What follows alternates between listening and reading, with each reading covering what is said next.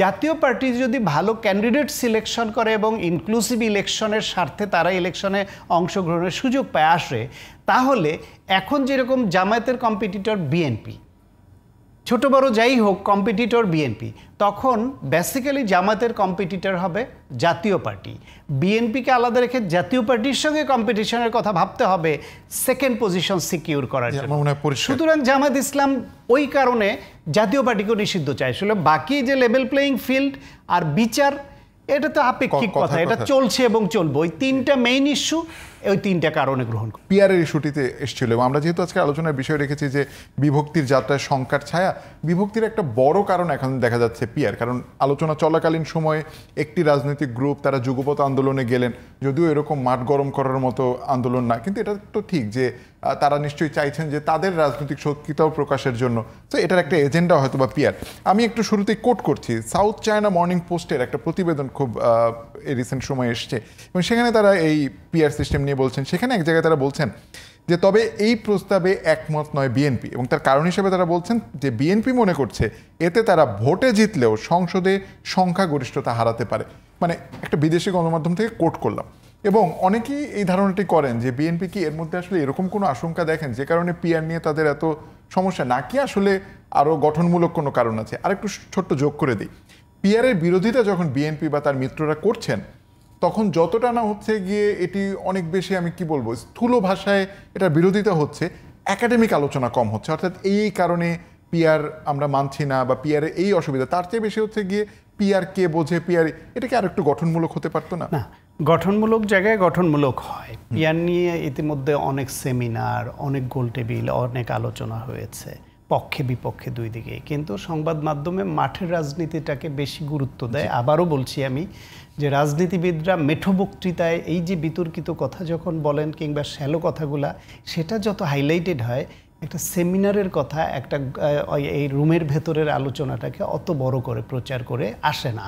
কারণ সেখানে পক্ষ বিপক্ষ তো উত্তেজনা হয় না, কাটতি হয় না, বিভার হয় না। এইটার বাস্তবতা, এটা মানতে হবে। এখন যে বিভক্তির জায়গাগুলো, এখন যেটা মোটা দাগে জামায়াত ইসলাম সহ তাদের সমমনা ধর্মভিত্তিক যে কটা দল যুগপৎ আন্দোলনে আছে, তারা 5টা দাবি নিয়ে নামলো। তার মধ্যে 3টা দাবি হচ্ছে মূলত টার্গেট তাদের। এক হচ্ছে পিয়ার, উচ্চকক্ষ এবং নিম্নকক্ষ দুই জায়গায় তারা পিয়ার চায়। 2 হচ্ছে জুলাই সনদের বাস্তবায়ন আগেই হতে হবে আইনি ভিত্তি। 3 হচ্ছে জাতীয় পার্টি নিষিদ্ধ করা সহ 14 দল, জাতীয় পার্টি সহ 14 দল। 14 দলও ম্যাটার না, 14 দল ভোটে ম্যাটার করে না, জামাতের জন্য থ্রেট না। এই 3টার মধ্যে যে কথা বিএনপির বেলায় অনেকে বলছে যে বিএনপি পিয়ার চায় না, কারণ হচ্ছে পিয়ার হলে তারা এক সংখ্যাগরিষ্ঠতা নিয়ে সংসদে আসতে পারবে না। এটার বাস্তবতা আছে। বাংলাদেশে এ পর্যন্ত আওয়ামী লীগ, বিএনপি, জাতীয় পার্টি যারা যখন ক্ষমতায় ছিল, কেউই 50% ভোট পায়নি। 42, 35 থেকে 42 এর মধ্যেই এদের ভোট থাকে, বিজয়ী যারা তাদের। তার মানে হচ্ছে 50%-এর উপরে ভোট নিয়ে এককভাবে বাংলাদেশে ক্ষমতায় আসবে কোনো দল, বিএনপি বা যে কেউ, এটা বাস্তবতা বলে না। তাহলে কি হবে?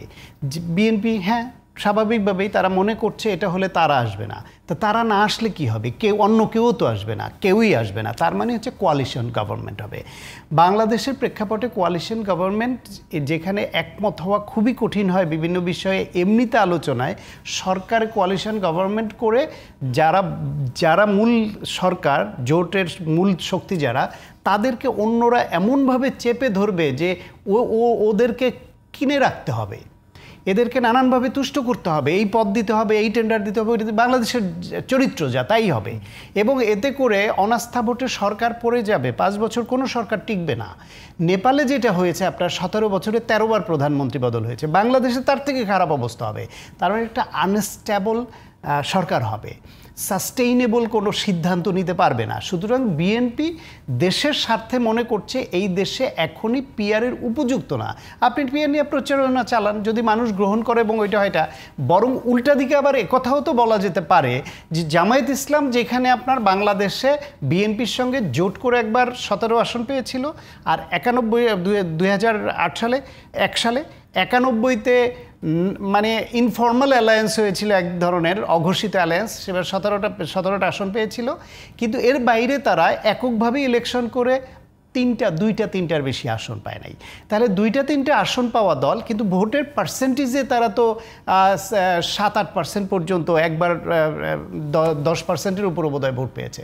তো 10% ভোট যদি তারা পায়, এখন তো ভোটার তাদের আরও বেড়েছে দলের, 10% হলেও তো 30টা আসন হয়ে যায়, 15% হলে তাদের 45টা আসন হয়ে যায়। কিন্তু এমনিতে একক ইলেকশনে তারা একা 2-3টার বেশি পায় না। সুতরাং জামায়াতও তো তাদের ওই টার্গেট ওইটাই, যে পিআর হলে আমরা বেশি আসন পাবো। এখন কে বেশি আসন পেলো, কে কম আসন পেলো, এই আকাঙ্ক্ষা সব দলের মধ্যে থাকবে, এবং যেটা যার সুবিধা সে সেটা চাবে। এইটা যেমন বাস্তবতা, পাশাপাশি সামগ্রিকভাবে দেখলে এটাও তো বাস্তবতা যে পিআর সিস্টেম হলে যে ঝুলন্ত সরকার হবে, সেই সরকার বাংলাদেশে পূর্ণমেয়াদ পালন করতে কখনোই পারবে না। বরং যে পদ্ধতি আছে, এই পদ্ধতিতে যেই সব দেশ ভালো করছে গণতন্ত্রে, বাংলাদেশে এই পদ্ধতির মধ্যে কোন কোন জায়গাগুলো আপনার লুফল আছে সেটা চিহ্নিত করে সেগুলো আপনি আইডেন্টিফাই করে রোধ করেন। বাংলাদেশে এখনো পর্যন্ত আপনার যে প্রচলিত পদ্ধতিতে নির্বাচন হয়, সেই গণতন্ত্রটাই তো এখনো প্র্যাকটিস করা হলো না।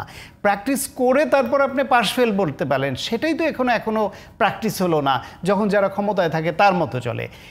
যে প্রশ্নটা এরা আবার বিএনপির যে বিষয়টা জুলাই সনদ নিয়ে সামনে আনছে, যে বিএনপি ক্ষমতায় আসলে এটা তো তারা সংসদে 2 বছরের পাশ করার অঙ্গীকার করছে, পর্যায়ক্রমে না করতে পারে।